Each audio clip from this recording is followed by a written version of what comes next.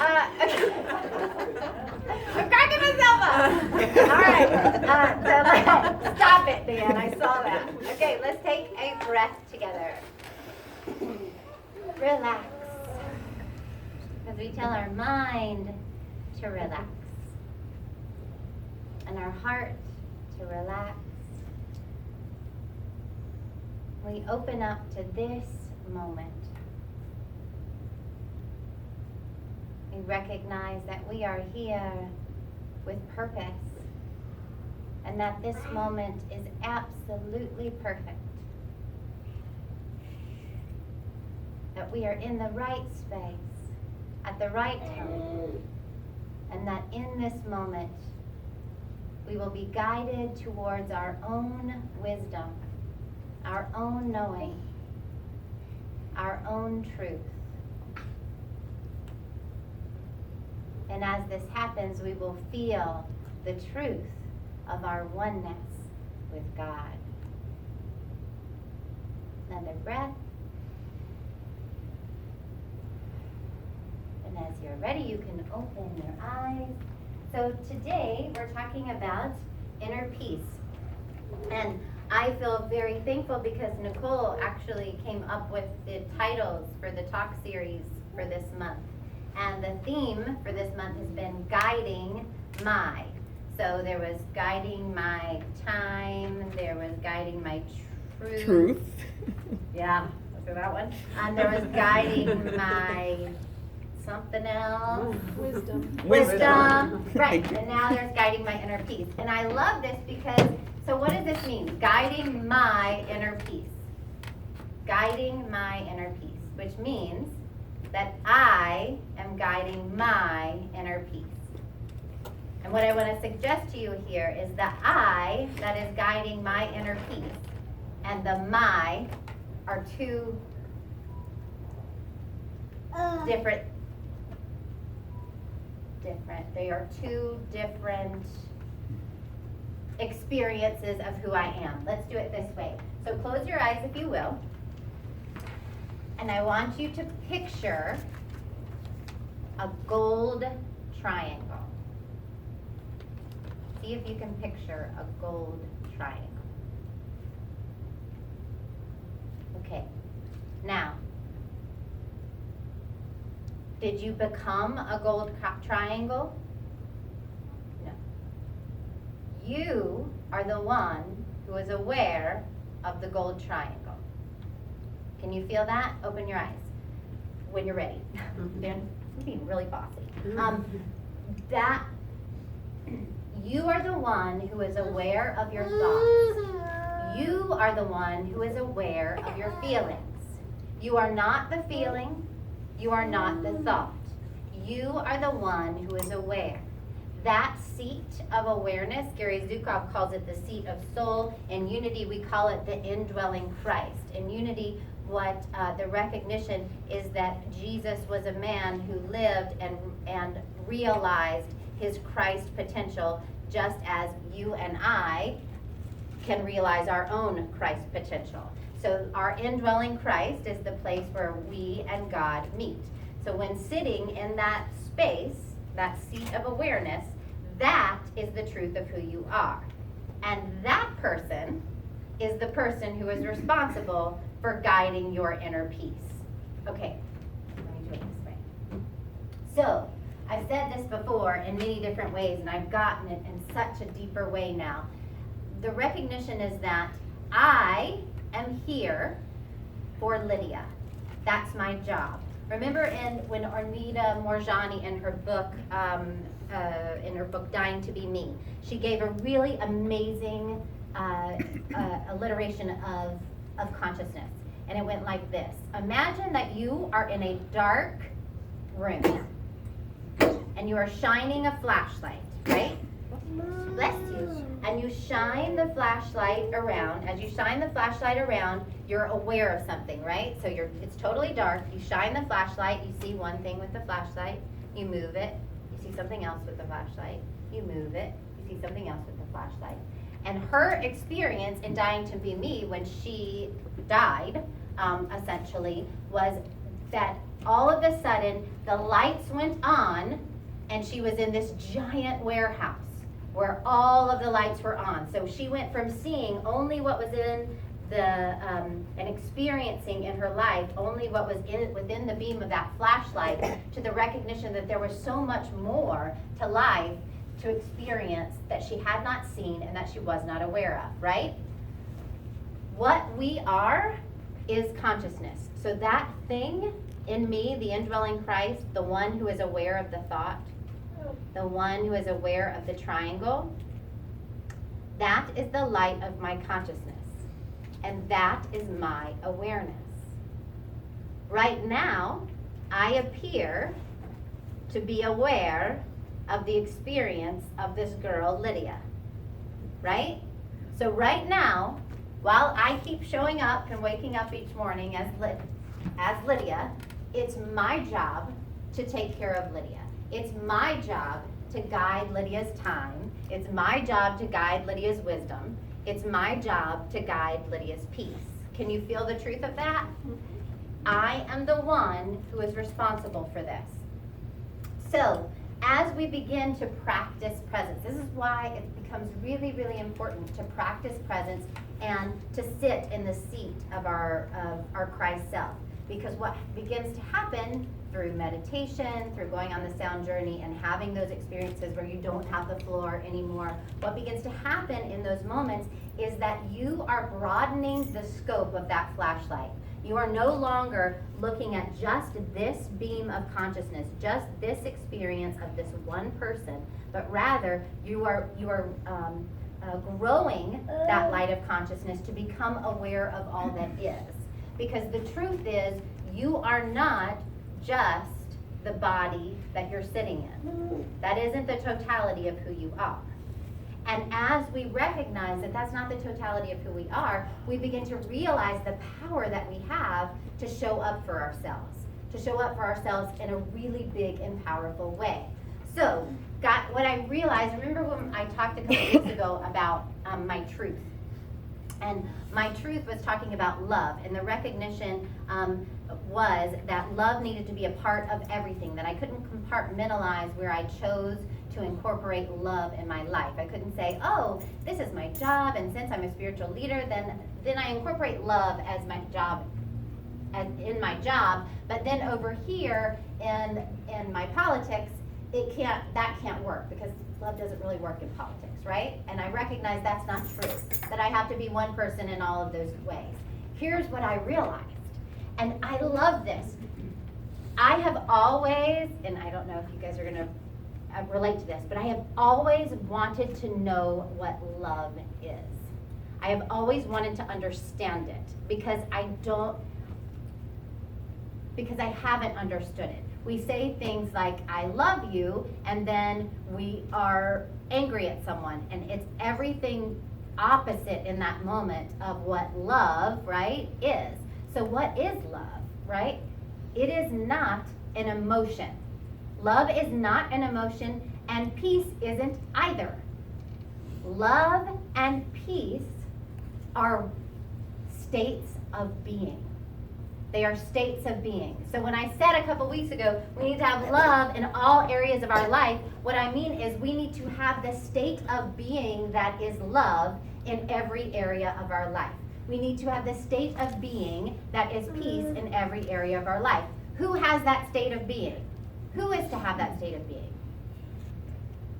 My consciousness, me, my Christ self, that's me. It's my job to bring that state of being to Lydia. You following me? Okay, it's tricky, but try. Okay, it is my job to bring the state of being that is love and peace to Lydia. That's my job. I'm Lydia, but you got that, right? Okay. I'm trying to talk to the people that don't know me and are like, who is Lydia? All right, so it's my job. So here's how we do this, right? So we practice presence, we realize our Christ self. We release the tendency to get drawn in by the melodrama of our mind and our thoughts, which is partly why we meditate, so that we're able to just kind of watch those thoughts go by. We sit in the seat of the awareness of our Christ self, and that Christ self brings to us the peace and the love that we need in order to thrive and survive in life, because that's what we need. So let me give you an example. Okay, so this week, okay, this is what I'm going to say. There had been a challenging kind of situation. It's a recurring situation in my life, and there's been a challenging kind of situation that had kind of reared its head last week and has been kind of ongoing. So I recognized right away that I needed to show up for Lydia. It was time to show up for Lydia because there was going to be some hard moments, and there was going to be some times where Lydia, was really anxious, and she was going to need me. She was going to need my presence. She was going to need my support. What could I do to make sure that I was going to show up for her? And so I got really, really serious about it. What it meant was, in every moment, I would say, how can I show up for Lydia right now? Like, what does that look like in this situation? How do I show up for her? Because here's the thing. Lydia's highest good, and Keith's highest good, and Bedford's highest good, all those highest goods are the same. So if I can commit to Lydia's highest good, and I can't know his, I can know Lydia's though, because I appear to be Lydia. So I can know hers, right? So I tap into that and I go, okay, how do I show up for Lydia right now? How do I put Lydia's highest good first right now? Okay, so I'm going through life. One of the ways in which I did that was I had all of these plans. I always have lots of plans. And in my calendar, it tells me what I'm going to do the next day, right? It says you're going to do this at this time, this at this time, this at this time. Well, my stomach had begun to really hurt because I was feeling anxious, right? And so my stomach kind of went crazy. I had all of these things to do, and I'm laying in bed, and I'm thinking, I don't want to get out of bed. This was a day last week. I think it was last week. I don't know. Time runs together. It's an illusion anyway. So I was in bed, and I was like, I had all these things that I was going to do, and they weren't bad things. They weren't hard things. They're things I actually like to do, but I didn't feel like I could do it. And so I said, okay, how do I show up for Lydia right now? And the way that I showed up for Lydia right now that day was to cancel it all. So I canceled it all. That's what I did. Now, does that mean that if you woke up in the morning and you had that same thought, would that be the way to show up for you? Would that be the highest good for you? I have no idea. I have no idea if that's the right thing for you in that moment. But guess who does know if it's the right thing for you in that moment? You do. And so it is your job to check in and go, what is it that I need to do for myself right now? How do I guide Lydia's inner peace? How do I make sure that that is primary? Because here's the deal. We talk about it all the time. Everything you do in life is infused with the energy with which you do it. You are doing nobody any favors by taking actions in a place that is not peaceful and loving. Nobody. You're doing nobody any favors. Whoever it is you think you're doing it for, you ain't doing it for them, because it's not the kind of energy. It is my job also to be responsible for the energy that Lydia brings into the room. That's my job, to be responsible for that. Got it? Okay. So that's one of the ways that looked. Another way was, okay, so I'm going to give this other example. So I have a day where all of these things are happening. So I have 2 children. For those of you who don't know, one's 7 and one's 8, and they're boys. And I have a husband, and I have a job. And I go to school. I'm on the path to ordination, so I've got lots of things going on all the time. And I had this day where it was like back to back, and I was doing these things.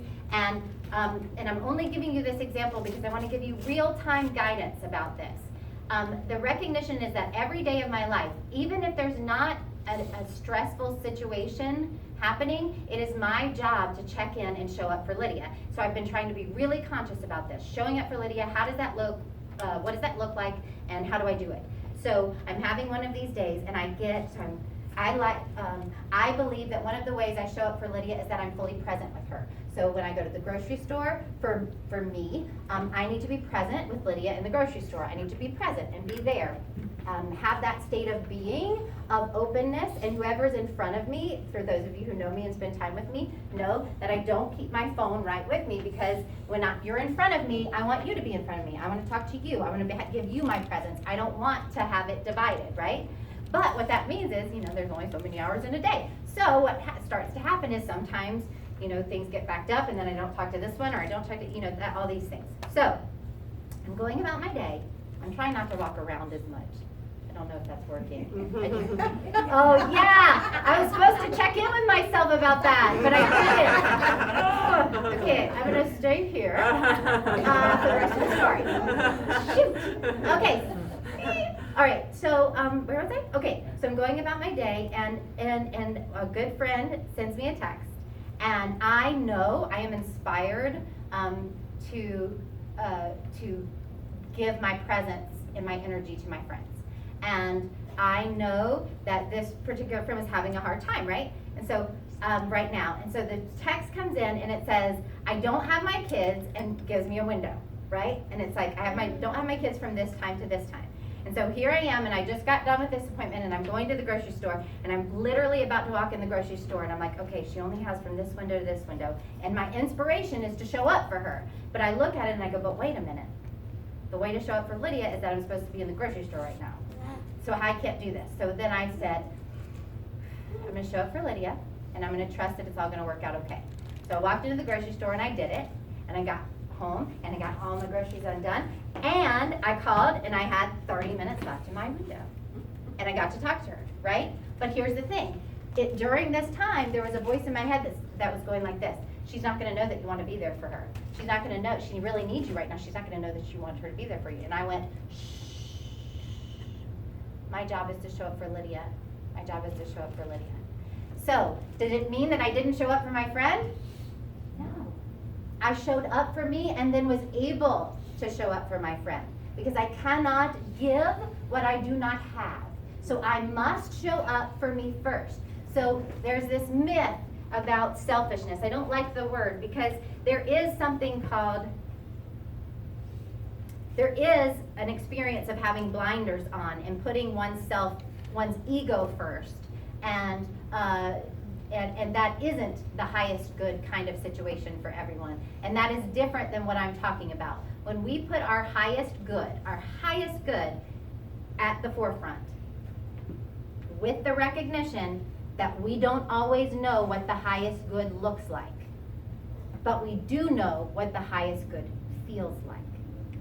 We don't know what it looks like, but we know what it feels like. Because the highest good and love and peace are states of being.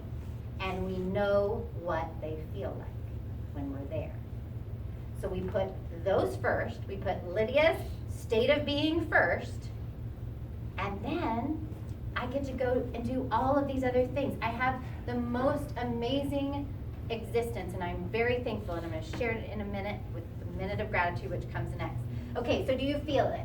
My job is to guide Lydia's time, peace, wisdom, love. That's my job.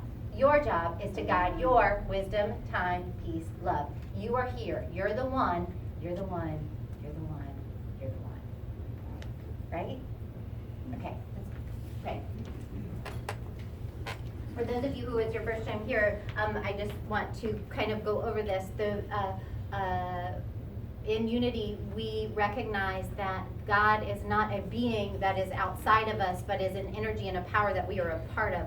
So when we pray, we are not beseeching an entity or a being outside of us. We are raising our consciousness to the level where we and God are one. And so that is what we do. Prayer is about raising our consciousness to that level and then speaking from that space, because there is great power in that. That is where all our power is. So let's pray together. Let me take a breath.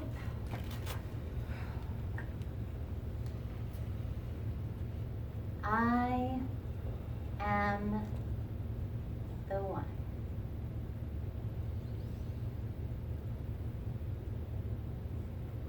I am fully here in this moment. I recognize that it is my job to take care of me.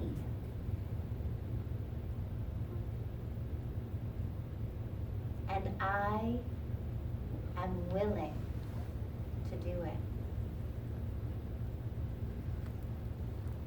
All peace, all power, all wisdom, all love is my inheritance, given to me by the energy and the power that is God, from which I am born. In every moment, I am immersed in this energy and power and wisdom, and it is my intention to tap into it, to breathe into it, and to give that gift to myself. I recognize that I am here and worthy of love, worthy of beauty, worthy of power, simply because I exist. I need do nothing for it.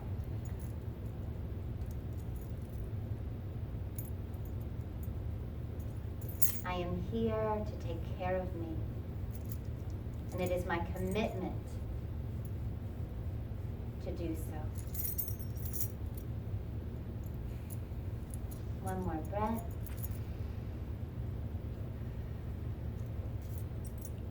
Now, as you are ready, you can open your eyes.